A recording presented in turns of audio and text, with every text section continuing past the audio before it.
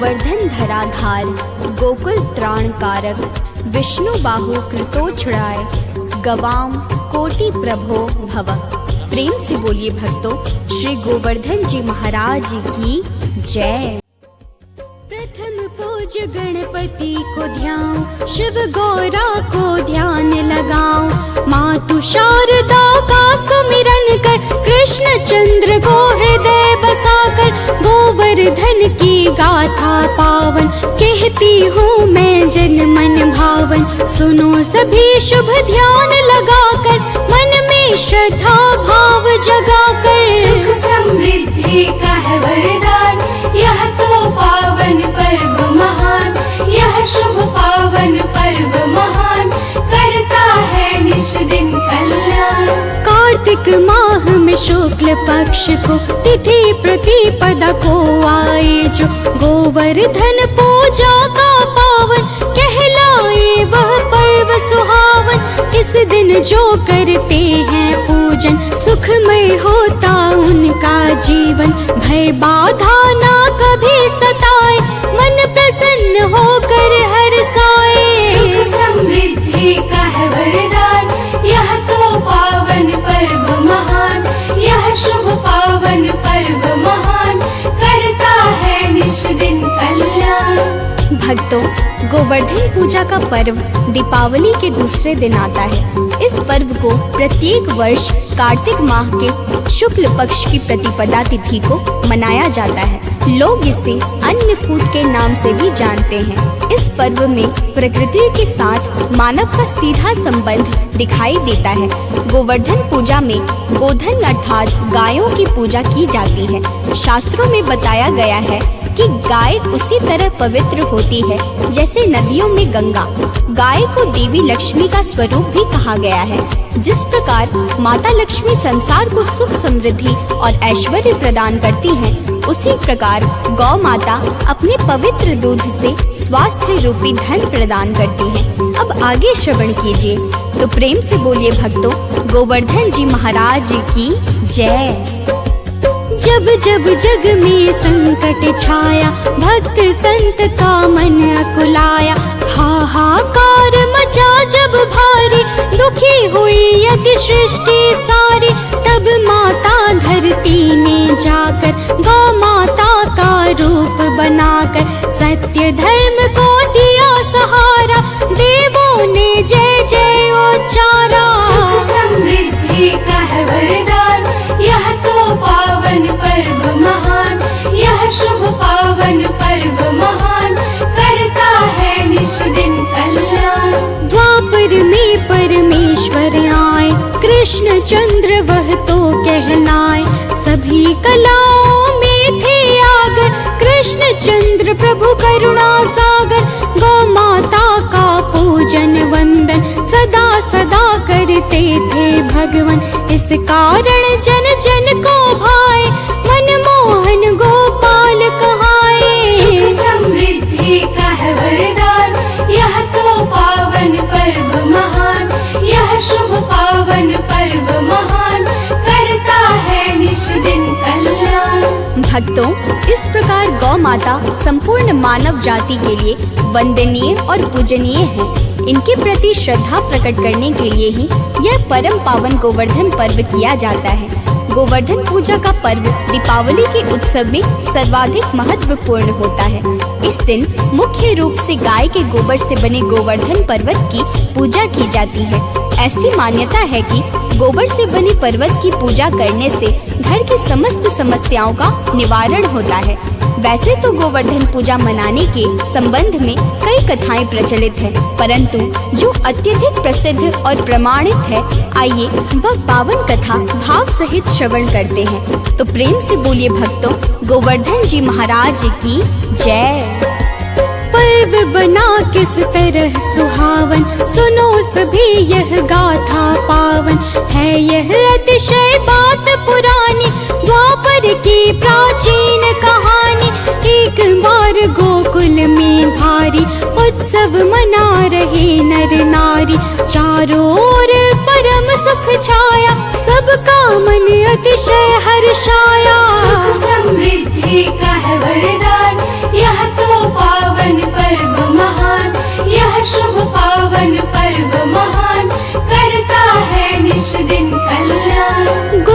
गोकुल में घर द्वार सज रहे, मन भावन शुभ वाद बज रहे। भांति भांति पकवान मिठाई बना रही है यशोदा माई। देखा कृष्ण चंद्र ने यह सब, पूछा माता यशोदा से तब, किस उत्सव की है तैयारी, माता बात बताओ सारी। सुख समृद्धि का है वरदान, यह तो पावन पर्व महान। यह शुभ पावन पर्व महान, करता है निश दिन कल्याण। भक्तों, भगवान लीला पुरुषोत्तम श्री कृष्ण चंद्र जी माता यशोदा से जब इस प्रकार पूछते हैं कि हे माता, यह किस तरह का और कैसा उत्सव है जिस कारण सारा नगर सजा हुआ है और चारों तरफ बड़ी जोरों की तैयारियां चल रही हैं। तब माता यशोदा भगवान श्री कृष्ण की बातें सुनकर कहती हैं कि हे कन्हैया, ये देवराज इंद्र की पूजा का उत्सव है। हमारे नगर में अच्छी वर्षा हो तथा कोई फसल खराब ना हो और अन्न धन सर्वदा बना रहे, इस कारण यह उत्सव परंपरागत चलता आ रहा है। इस दिन देवराज इंद्र को प्रसन्न करने के लिए लोग इंद्र की पूजा करके उन्हें अन्नकूट चढ़ाते हैं। माता यशोदा भगवान कृष्ण को यह भी बताती हैं कि हे कन्हैया, इंद्रदेव की कृपा से ही अन्न की पैदावार होती है और गायों को चारा मिलता है। अब आगे श्रवण कीजिए, तो प्रेम से बोलिए भक्तों, गोवर्धन जी महाराज की जय। माता की बातों को सुनकर कहते हैं श्री कृष्ण कृपा कर, पूजा के बदले कल्याण, यह तो है व्यापार समान। इससे अच्छा तो सब मिलकर करो गोवर्धन पूजा सादर। गोवर्धन पर्वत पर ही तो गाय पाती है चारा को। सुख समृद्धि का है वरदान, यह तो पावन पर्व महान। यह शुभ पावन पर्व महान, करता है निश दिन कल्याण। इंद्र कभी ना देते दर्शन, रहते हैं अभिमान में हर क्षण। फिर पूजा ना करने पर तो अतिशय क्रोधित हो जाते वो। ऐसे अभिमानी का पूजन बंद करो मिल कर के सब जन। इनके जग गोवर्धन जी की पूजा पाठ करो मिल सब ही। सुख समृद्धि का है वरदान, यह तो पावन पर्व महान। यह शुभ पावन पर्व महान, करता है निश दिन कल्याण। भक्तों, भगवान श्री कृष्ण जी मैया यशोदा से कहते हैं कि हे माते, इंद्र तो सदा ही अहंकार में डूबा रहता है, फिर पूजा न करने पर क्रोधित होकर अपना प्रभाव भी दिखाता है। इससे अच्छा तो हम सब एक साथ मिलकर भावपूर्वक श्री गोवर्धन जी महाराज की पूजा करें, जहाँ हमारी गायें चढ़ती हैं और जिन गायों के दूध से हम सभी हष्ट पुष्ट बनते हैं। लीलाधार भगवान श्री कृष्ण की बातों ने ऐसा प्रभाव किया कि समस्त गोकुल और ब्रजवासियों ने इंद्र की जगह श्री गोवर्धन जी महाराज की पूजा और आराधना करना प्रारंभ कर दिया। जब यह सब देवताओं के राजा इंद्र को पता चला तो उन्होंने अत्यंत क्रोधित होकर प्रलय काल में बरसने वाले सावर्धक मेघ को गोकुल में महाप्रलय का आदेश दे दिया।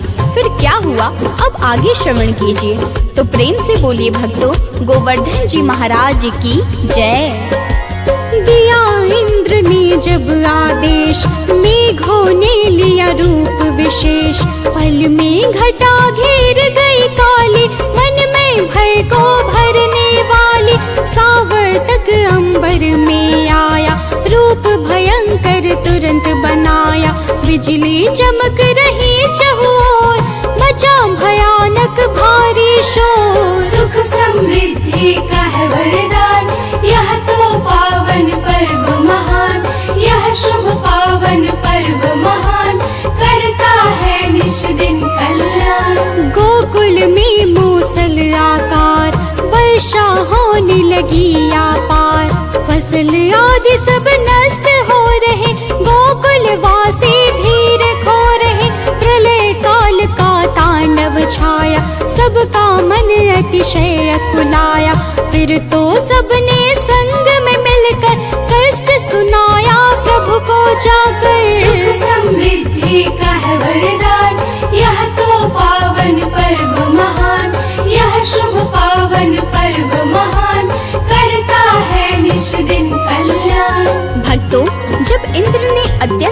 क्रोधित होकर महाप्रलय के मेघों को आदेश दिया और गोकुल में भयंकर मूसलाधार बारिश शुरू हो गई।